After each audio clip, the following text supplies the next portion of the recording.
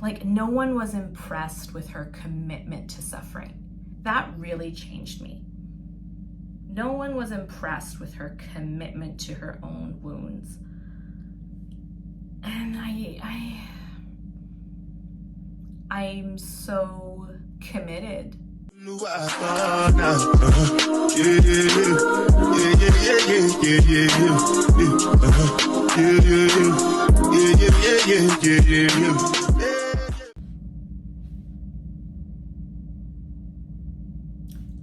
Hello, and welcome to my first actual video. I have notes, I have a theme, I have ideas that I pulled out of my mind for you.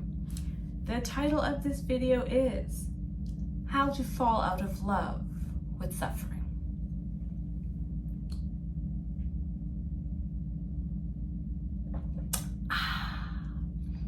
This is not suffering. This is electrolytes. Have you ever had a big, is that what I'm like moment? I had one last year. I was walking over one of the bridges in my city with a friend. It was summer, it was a gorgeous day, it was very crowded. And there was this woman just like angry, just like pushing through like, and I was just like, whoa, my friend was like, okay. And she was so upset, not in a way that garnered sympathy. I don't think something horrible happened per se in that moment. Like, she seemed like that was just kind of her modus operandi, maybe taken up a little notch. So we kind of just like were amazed at this very rude, angry woman. And I kind of thought to myself like, oh, I look that stupid when I'm kind of needlessly angry or expressing it in an immature way. For the most part, I mean, I kind of keep those things very close to myself, but like when I'm on a rage loop in my mind for no real reason, you know, you're just kind of upset over something that happened a while back and you got over it, or like it's done, but you're just kind of festering. Those really unhealthy fighting the straw man kind of thing. I was like, oh, that's how pointless and ridiculous that is when I do it. And that really stuck with me, and I think about this woman a lot. And yeah, like, I don't know what was going on with her, but I just got that feeling of like, she's one of those, I only feel valued in crisis, so I create a lot of crisis. One of those gals.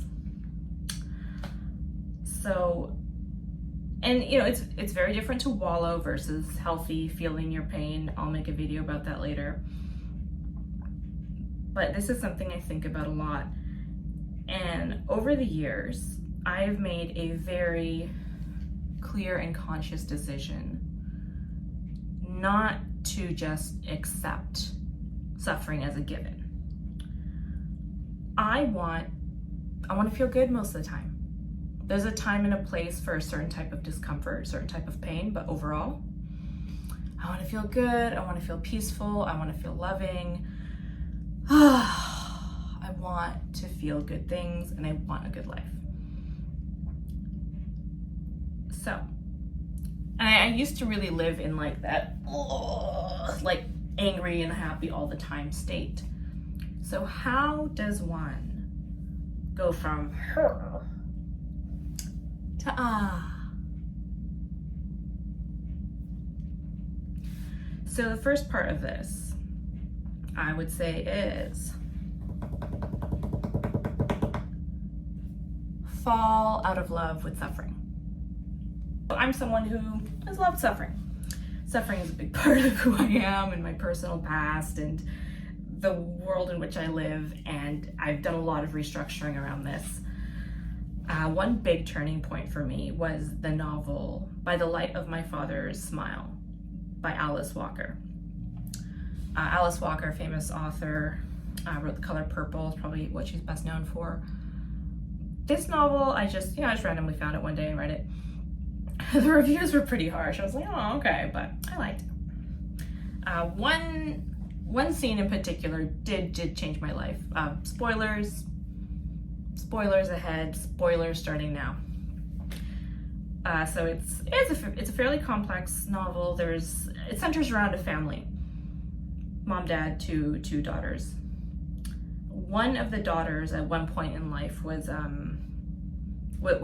beaten in this thing that happened, and then everyone turned on the dad. The family kind of fell apart from there. That was around puberty. So the daughter who experienced this, Magdalena, from that point on, she really withdrew. She really changed. She became a very, kind of closed, sad person. And the other sister, not to the same degree, like it created a permanent rift in the family, but she handled it differently. She had other things going on. Life goes on. The Magdalena, she dies quite young. She dies at 40. She was extremely obese. She died of a heart attack at a young age. And then the sister, hears of this news and receives a letter that Magdalena had written. I don't remember the other sister's name. But she opens this letter, and she's reading this letter, and it's just this bitter, spiteful, vengeful letter of how much she hates her and her family, and how it's just vitriol. It's just rabid rage. And I was reading this, and I was just like, yeah, you tell her you were hurt and you're still hurting, and you tell her. I was reading this just being like, yeah, anger. And the book did not sympathize with her. The sister didn't sympathize with her, and the narrator didn't really sympathize with the decades of bitterness this woman had. And I was kind of like, oh,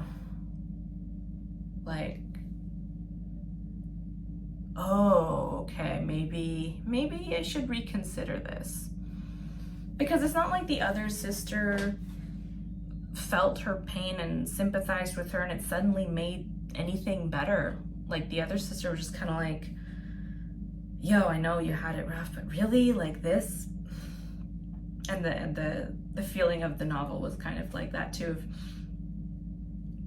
like this. And it really changed me.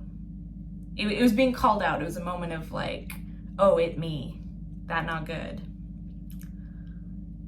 Because it shocked me how much she didn't get what she wants.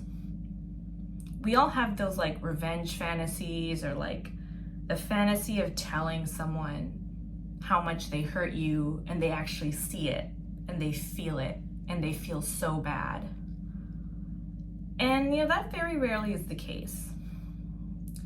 We all want this sort of justice, and you often don't get it. And no one was impressed with her commitment to suffering. That really changed me. No one was impressed with her commitment to her own wounds. And I'm so committed, devoted to the bad things that have happened, past and recent past, big and small. I get so devoted to them, and I want people to know how much they hurt me. And there's nothing wrong with that, those feelings. I'm not trying to shit on those feelings. It's just I'm trying to shit on bitterness. Bitterness is very dangerous. Bitterness will ruin your life. Bitterness is a type of emotional cancer. It will destroy you. Do not let it, if there is a pinprick of bitterness on your wall, you go get that bleach and you wipe it off. I don't want to lose my life to bitterness. I don't want other people to lose their life to bitterness. And that's tricky it's tricky for everyone. as a very passionate person overall, I find it gets really interwoven with passion and like this really good fiery side in me. But no. That's not gonna, you gotta separate these things.